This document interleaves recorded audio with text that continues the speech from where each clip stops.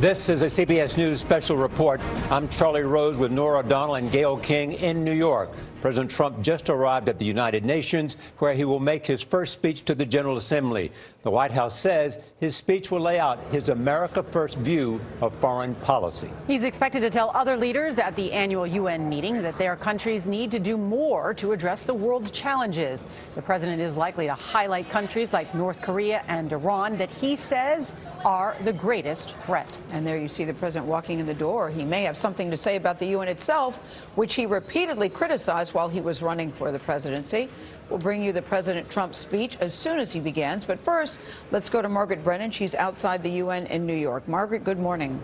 Good morning. Well, addressing this group leader of 200 nations or so is a milestone for any president, particularly for this one, though, because President Trump, as a candidate, ran on this nationalist message. America first was his mantra, taking more responsibility on an individual country basis. Today, he's going to try to turn the page on that and will actually call for unity among global leaders, call for collective action against what he will highlight as shared threats, specifically and most immediately from North Korea and its growing nuclear arsenal. But he will also call out rogue regimes in Venezuela and as well in Iran. And when he takes this podium, he's doing so at a time of intense diplomatic pressure and tension about those two nuclear empowered programs in Iran and in North Korea. Earlier today, you had the UN Secretary General warning that the world could be sleepwalking into war, raising concerns about putting up more borders, putting up walls, shutting down global communication and migration, concerns that many world leaders have as it relates to the campaign that President Trump ran on and articulated as his foreign policy. Today, he's going to try to broaden that out and talk about what now as president he sees as a need for particularly China and particularly Russia, though he may not call them out by name, to stand with the United Nations, to stand with the United States to counter this global threat. All right, Margaret Brennan, thank you. The president of Brazil has just finished speaking, and President Trump is up next, so he will be there any moment. Of course, we'll bring you his speech and his remarks live. We want to bring in John Dickerson, moderator of Face the Nation. John, we've covered these speeches before. How do you expect President Trump's address to be different? Well, certainly he was critical, very critical of the UN as a candidate. He's sketched out America First proposals in his presidency so far, but he's used the UN, this collective organization, often in his presidency to increase sanctions on North Korea and has boasted about what the U.S. has been able to do using the UN. So he comes there both to lay out new terms, but also as someone who has relied on the UN in dealing with North Korea. I think what's important to watch here is what he says to the North Korean leader and what he says to China in his remarks. As opposed to generalities, he can use his remarks in specific to speak to those two incidents. And here's the president now. On behalf of the General Assembly, I have the honor to welcome to the United Nations His Excellency Donald Trump, President of the United States of America, and to invite him to address the Assembly.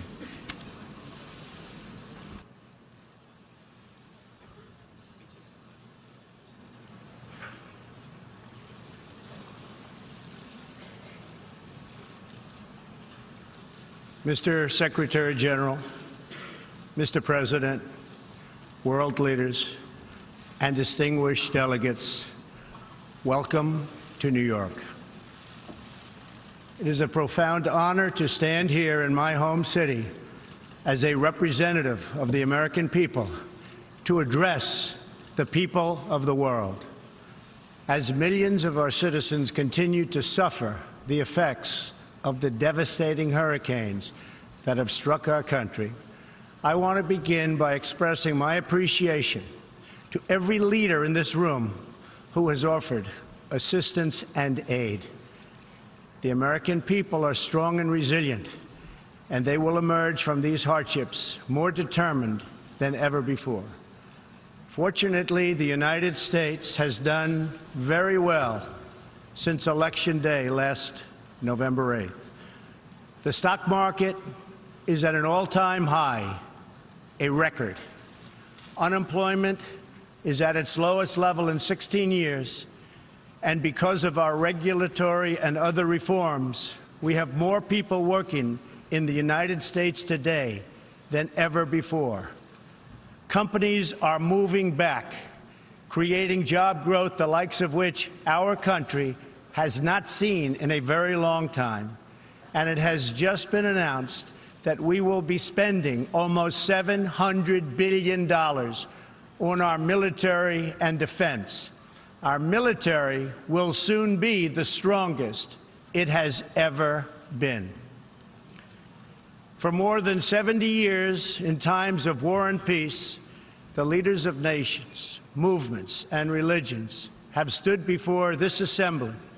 Like them, I intend to address some of the very serious threats before us today, but also the enormous potential waiting to be unleashed. We live in a time of extraordinary opportunity. Breakthroughs in science, technology, and medicine are curing illnesses and solving problems that prior generations thought impossible to solve. But each day also brings news of growing dangers that threaten everything we cherish and value. Terrorists and extremists have gathered strength and spread to every region of the planet. Rogue regimes represented in this body not only support terrorists, but threaten other nations and their own people with the most destructive weapons known to humanity. Authority and authoritarian powers seek to collapse the values, the systems, and alliances that prevented conflict and tilted the world toward freedom since World War II. International criminal networks traffic drugs, weapons, people, forced dislocation and mass migration, threaten our borders, and new forms of aggression exploit technology to menace our citizens. To put it simply, we meet at a time of both immense promise and great peril. It is entirely up to us whether we lift the world to new heights or let it fall into a valley of disrepair. We have it in our power, should we so choose, to lift millions from poverty, to help our citizens realize their dreams, and to ensure that new generations of children are raised free from violence, hatred, and fear. This institution was founded in the aftermath of 2 world wars to help shape this better future. It was based on the vision that diverse nations could cooperate to protect their sovereignty, preserve their security, and promote their prosperity. It was in the same period, exactly 70 years ago, that the United States developed the Marshall Plan to help restore Europe. Those 3 beautiful pillars, they're pillars of peace, sovereignty, security, and prosperity. The Marshall Plan was built on the noble idea that the whole world is safer when nations are strong, independent, and free. As President Truman said in his message to Congress at that time, our support of European recovery is in full accord with our support of the United Nations. The success of the United Nations depends upon the independent strength of its members. To overcome the perils of the present and to achieve the promise of the future, we must begin with the wisdom of the past. Our success depends on a coalition of strong and independent nations that embrace their sovereignty to promote security, prosperity, and peace for themselves and for the world. We do not expect diverse countries to share the same cultures, traditions, or even systems of government, but we do expect all nations to uphold these 2 core sovereign duties. to respect the interests of their own people and the rights of every other sovereign nation. This is the beautiful vision of this institution, and this is the foundation for cooperation and success. Strong sovereign nations let diverse countries with different values, different cultures, and different dreams not just coexist, but work side by side on the basis of mutual respect. Strong sovereign nations let their people take ownership of the future and control their own destiny. And strong sovereign nations allow individuals to flourish in the fullness of the life intended by God. In America, we do not seek to impose our way of life on anyone, but rather to let it shine as an example for everyone to watch. This week gives our country a special reason to take pride in that example. We are celebrating the 230th anniversary of our beloved Constitution, the oldest Constitution still in use in the world today. This timeless document has been the foundation of peace, prosperity, and freedom for the Americans, and for countless millions around the globe whose own countries have found inspiration in its respect for human nature, human dignity, and the rule of law. The greatest in the United States Constitution is its first three beautiful words. They are, "We the people." Generations of Americans have sacrificed to maintain the promise of those words, the promise of our country and of our great history. In America, the people govern, the people rule, and the people are sovereign. I was elected not to take power, but to give power to the American people where it belongs. In foreign affairs, we are renewing this founding principle of sovereignty. Our government's first duty is to its people, to our citizens, to serve their needs, to ensure their safety, to preserve their rights, and to defend their values. As President of the United States, I will always put America first, just like you, as the leaders of your countries, will always and should always put your countries first.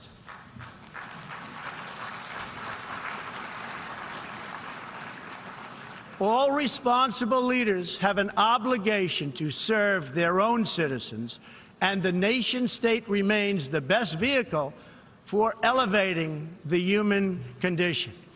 But making a better life for our people also requires us to work together in close harmony and unity to create a more safe and peaceful future for all people. The United States will forever be a great friend to the world, and especially to its allies. But we can no longer be taken advantage of or enter into a one-sided deal where the United States gets nothing in return. As long as I hold this office, I will defend America's interests above all else. But in fulfilling our obligations to our own nations, we also realize that it's in everyone's interest to seek a future where all nations can be sovereign, prosperous, and secure. America does more than speak for the values expressed in the United Nations Charter. Our citizens have paid the ultimate price to defend our freedom and the freedom of many nations represented in this great hall. America's devotion is measured on the battlefields where our young men and women have fought and sacrificed alongside of our allies. From the beaches of Europe to the deserts of the Middle East to the jungles of Asia. It is an eternal credit to the American character that even after we and our allies emerged victorious from the bloodiest war in history, we did not seek territorial expansion or attempt to oppose and impose our way of life on others. Instead, we helped build institutions such as this one to defend the sovereignty, security, and prosperity for all. For the diverse nations of the world, this is our hope. We want harmony and friendship, not conflict and strife. We are guided by outcomes, not ideology. We have a policy of principled realism rooted in shared goals, interests, and values. That realism forces us to confront a question facing every leader and nation in this room. It is a question we cannot escape or avoid. We will slide down the path of complacency, numb to the challenges, threats, and even wars that we face. Or do we have enough strength and pride to confront those dangers today so that our citizens can enjoy peace and prosperity tomorrow?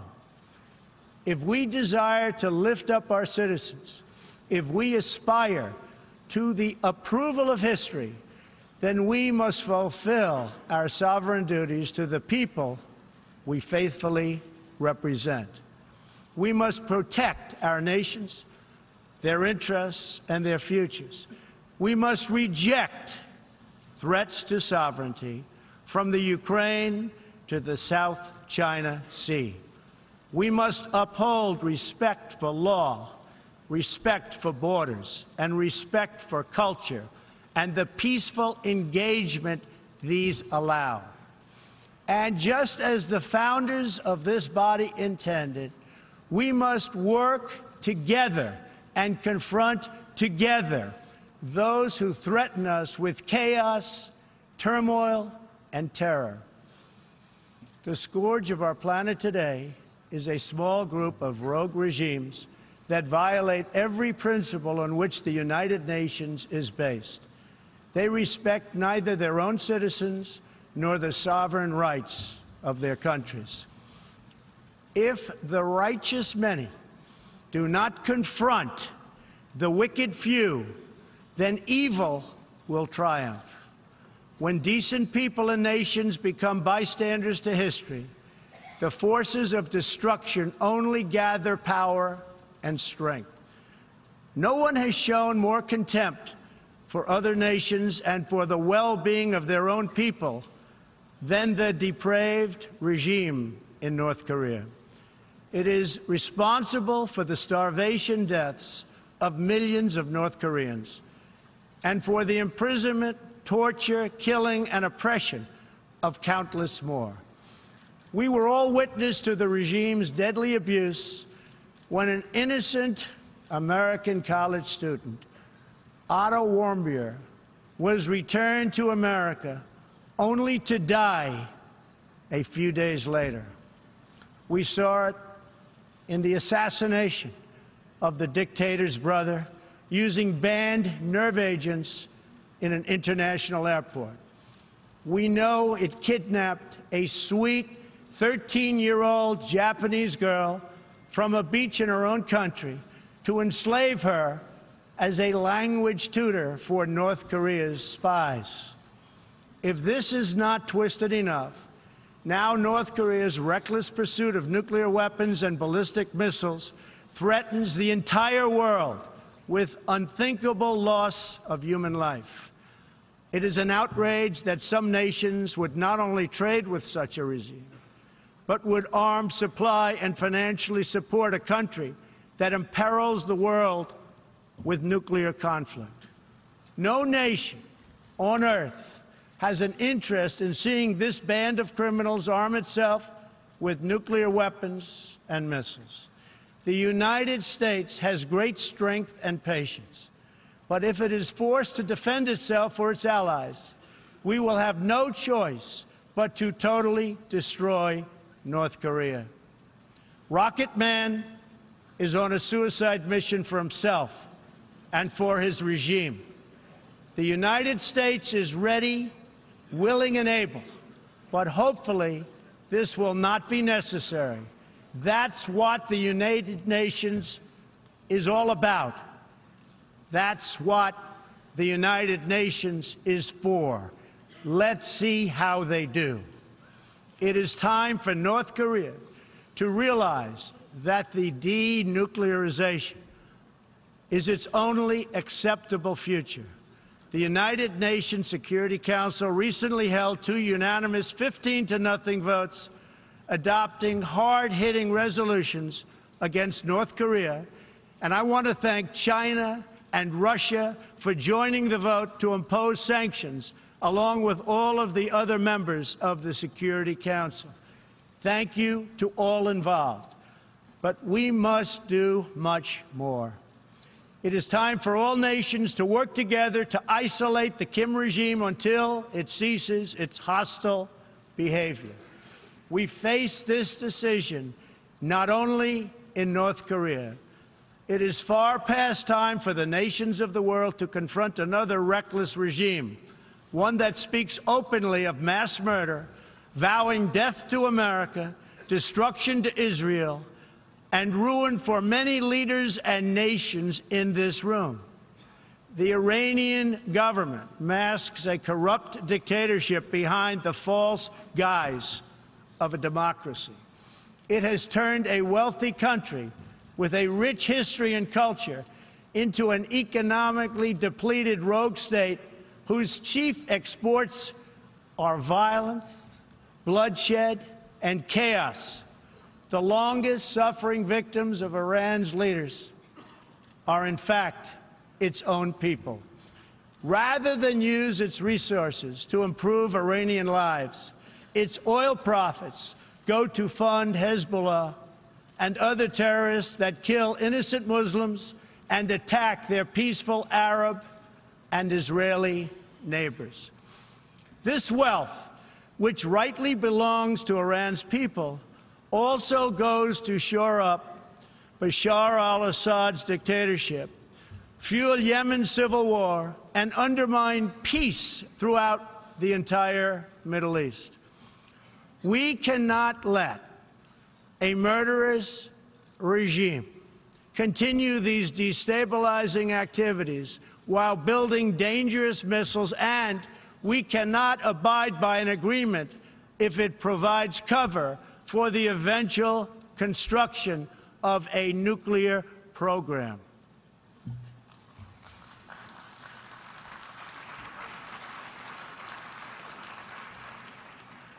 The Iran deal was one of the worst and most one-sided transactions the United States has ever entered into. Frankly, that deal is an embarrassment to the United States, and I don't think you've heard the last of it, believe me.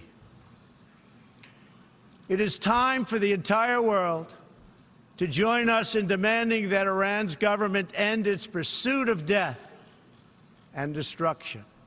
It is time for the regime to free all Americans and citizens of other nations that they have unjustly detained.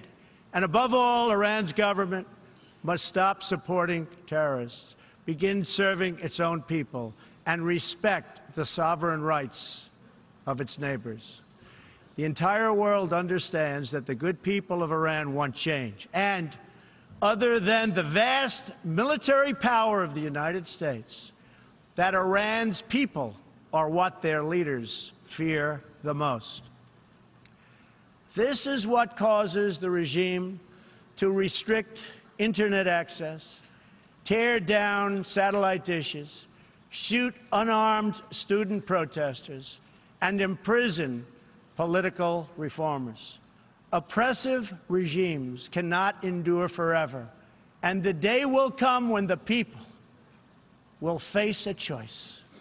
Will they continue down the path of poverty, bloodshed, and terror, or will the Iranian people return to the nation's proud roots as a center of civilization, culture, and wealth, where their people can be happy and prosperous once again? The Iranian regime's support for terror is in stark contrast to the recent commitments of many of its neighbors to fight terrorism and halt its financing. In Saudi Arabia early last year, I was greatly honored to address the leaders of more than 50 Arab and Muslim nations.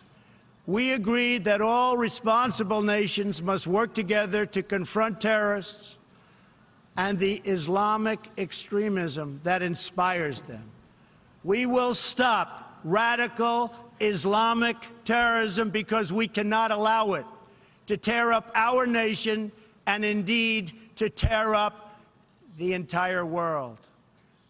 We must deny the terrorists safe haven, transit, funding, and any form of support for their vile and sinister ideology.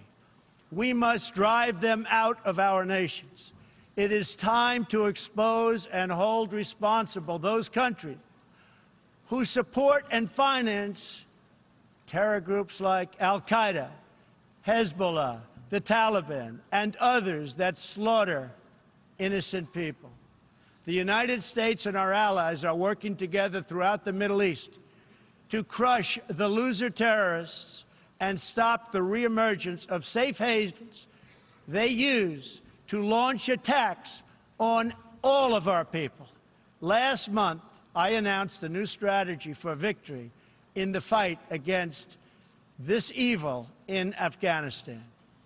From now on, our security interests will dictate the length and scope of military operations, not arbitrary benchmarks and timetables set up by politicians. I have also totally changed the rules of engagement in our fight against the Taliban and other terrorist groups. In Syria and Iraq, we have made big gains toward lasting defeat of ISIS. In fact, our country has achieved more against ISIS in the last 8 months than it has in many, many years combined. We seek the de-escalation of the Syrian conflict and a political solution that honors the will of the Syrian people. The actions of the criminal regime of Bashar al-Assad, including the use of chemical weapons against his own citizens, even innocent children, shock the conscience of every decent person.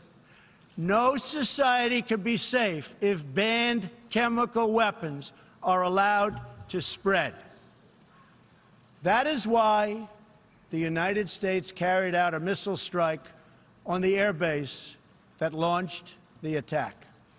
We appreciate the efforts of the United Nations agencies that are providing vital humanitarian assistance in areas liberated from ISIS, and we especially thank Jordan, Turkey, and Lebanon for their role in hosting refugees from the Syrian conflict. The United States is a compassionate nation and has spent billions and billions of dollars in helping to support this effort. We seek an approach to refugee resettlement that is designed to help these horribly treated people and which enables their eventual return to their home countries to be part of the rebuilding process. For the cost of resettling one refugee in the United States, we can assist more than 10 in their home region. Out of the goodness of our hearts, we offer financial assistance to hosting countries in the region, and we support recent agreements of the G20 nations that will seek to host refugees as close to their home countries as possible. This is the safe, responsible, and humanitarian approach. For decades, the United States has dealt with migration challenges here in the Western Hemisphere. We have learned that over the long term, uncontrolled migration is deeply unfair to both the sending and the receiving countries. For the sending countries, it reduces domestic pressure to pursue needed political and economic reform. and drains them of the human capital necessary to motivate and implement those reforms. For the receiving countries, the substantial costs of uncontrolled migration are borne overwhelmingly by low-income citizens whose concerns are often ignored by both media and government. I want to salute the work of the United Nations in seeking to address the problems that cause people to flee from their homes. The United Nations and African Union led peacekeeping missions to have invaluable contributions in stabilizing conflicts in Africa.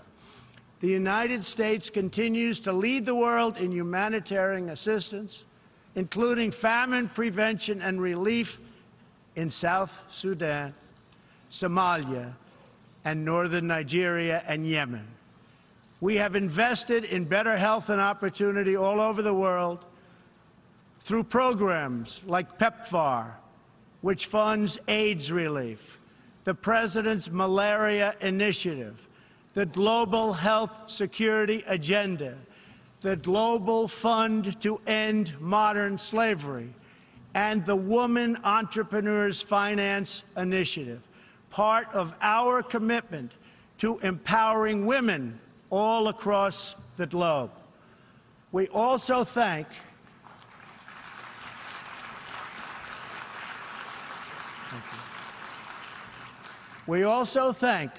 the Secretary General for recognizing that the United Nations must reform if it is to be an effective partner in confronting threats to sovereignty, security, and prosperity. Too often, the focus of this organization has not been on results, but on bureaucracy and process. In some cases, states that seek to subvert this institution's noble aims have hijacked the very systems that are supposed to advance them. For example, it is a massive source of embarrassment to the United Nations that some governments with egregious human rights records sit on the UN Human Rights Council. The United States is one out of 193 countries in the United Nations, and yet we pay 22% of the entire budget and more. In fact, we pay far more than anybody realizes. The United States bears an unfair cost burden, but to be fair, if it could actually accomplish all of its stated goals, especially the goal of peace, this investment would easily be well worth it. Major portions of the world are in conflict, and some, in fact, are going to hell. But the powerful people in this room, under the guidance and auspices of the United Nations, can solve many of these vicious and complex problems. The American people hope that one day soon the United Nations can be a much more accountable and effective advocate for human dignity and freedom around the world. In the meantime, we believe that no nation should have to bear a disproportionate share of the burden, militarily or financially. Nations of the world must take a greater role in promoting secure and prosperous societies in their own regions. That is why in the Western Hemisphere, the United States has stood against the corrupt, destabilizing regime in Cuba and embraced the enduring dream of the Cuban people to live in freedom. My administration recently announced that we will not lift sanctions on the Cuban government until it makes fundamental reforms. We have also imposed tough, calibrated sanctions on the socialist Maduro regime in Venezuela, which has brought a once thriving nation to the brink of total collapse. The socialist dictatorship of Nicolas Maduro has inflicted terrible pain and suffering on the good people of that country. This corrupt regime destroyed a prosperous nation by imposing a failed ideology that has produced poverty and misery everywhere it has been tried. To make matters worse, Maduro has defied his own people, stealing power from their elected representatives to preserve his disastrous rule. The Venezuelan people are starving, and their country is collapsing. Their democratic institutions are being destroyed. This situation is completely unacceptable, and we cannot stand by and watch. As a responsible neighbor and friend, we and all others have a goal. That goal is to help them regain their freedom, recover their country, and restore their democracy. I would like to thank leaders in this room for condemning the regime and providing vital support to the Venezuelan people. The United States has taken important steps to hold the regime accountable. We are prepared to take further action if the government of Venezuela persists on its path to impose authoritarian rule on the Venezuelan people. We are fortunate to have incredibly strong and healthy trade relationships with many of the Latin American countries gathered here today. Our economic bond forms a critical foundation for advancing peace and prosperity for all of our people and all of our neighbors. I ask every country represented here today to be prepared to do more to address this very real crisis. We call for the full restoration of democracy and political freedoms in Venezuela.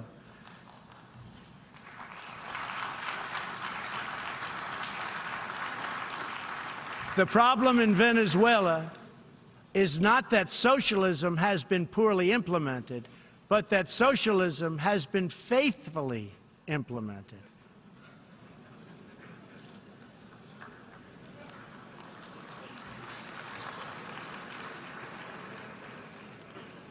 From the Soviet Union to Cuba to Venezuela, wherever true socialism or communism has been adopted, it has delivered anguish and devastation and failure. Those who preach the tenets of these discredited ideologies only contribute to the continued suffering of the people who live under these cruel systems. America stands with every person living under a brutal regime. Our respect for sovereignty is also a call for action. All people deserve a government that cares for their safety, their interests, and their well-being, including their prosperity. In America, we seek stronger ties of business and trade with all nations of goodwill. But this trade must be fair and it must be reciprocal. For too long, the American people were told that mammoth multinational trade deals, unaccountable international tribunals, and powerful global bureaucracies were the best way to promote their success. But as those promises flowed, millions of jobs vanished and thousands of factories disappeared. Others gamed the system and broke the rules. And our great middle class, once the bedrock of American prosperity, was forgotten and left behind. But they are forgotten no more, and they will never be forgotten again.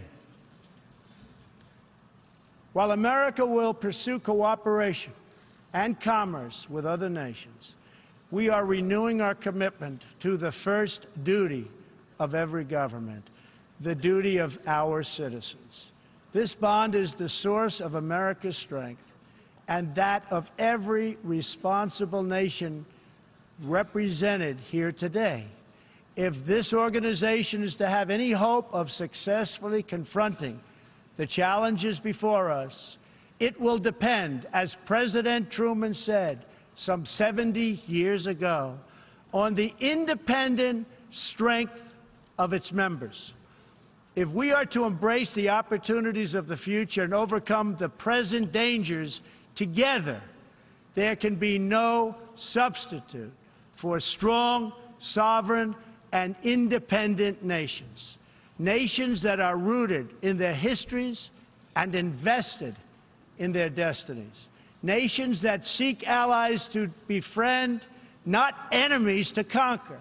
And most important of all, nations that are home to patriots, to men and women who are willing to sacrifice for their countries, their fellow citizens, and for all that is best in the human spirit. In remembering the great victory that led to this body's founding, we must never forget that those heroes who fought against evil also fought for the nations that they loved. Patriotism led the Poles to die to save Poland, the French to fight for a free France, and the Brits to stand strong for Britain.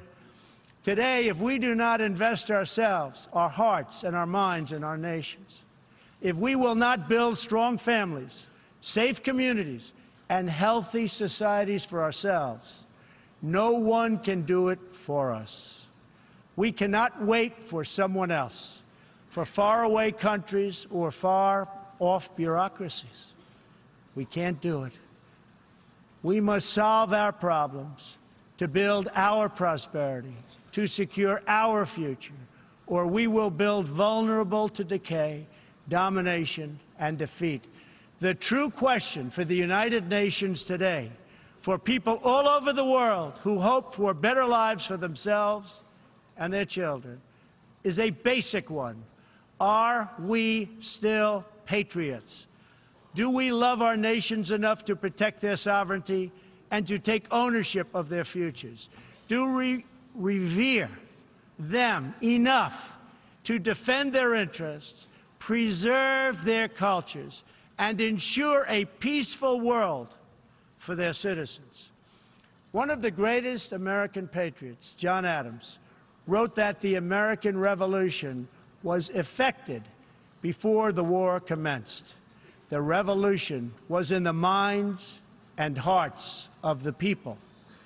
That was the moment when America awoke, when we looked around and understood that we were a nation. We realized who we were, what we valued, and what we would give our lives to defend. From its very first moments, the American story is the story of what is possible when people take ownership of their future. The United States of America has been among the greatest forces for good in the history of the world, and the greatest defenders of sovereignty, security, and prosperity for all. Now we are calling for a great reawakening of nations, for the revival of their spirits, their pride, their people, and their patriotism. History is asking us whether we are up to the task. Our answer will be a renewal of will, a rediscovery of resolve, and a rebirth of devotion we need to defeat the enemies of humanity and unlock the potential of life itself. Our hope is a word and world of proud, independent nations that embrace their duties, seek friendship, respect others, and make common cause in the greatest shared interest of all, a future of dignity and peace for the people of this wonderful earth. This is the true vision of the United Nations, the ancient wish of every people, and the deepest yearning that lives inside every sacred soul. So let this be our mission, and let this be our message to the world. We will fight together, sacrifice together, and stand together for peace, for freedom, for justice, for family, for humanity, and for the Almighty God who made us all. Thank you. God bless you.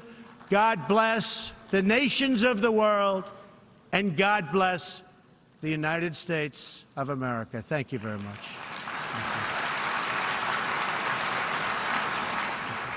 President Trump completing his first speech at the United Nations, signaling out his definition of America first that included security, sovereignty, and prosperity, and also signaling out those enemies which threaten peace, particularly North Korea and Iran. We go now to John Dickerson for his analysis of what he saw and heard this morning.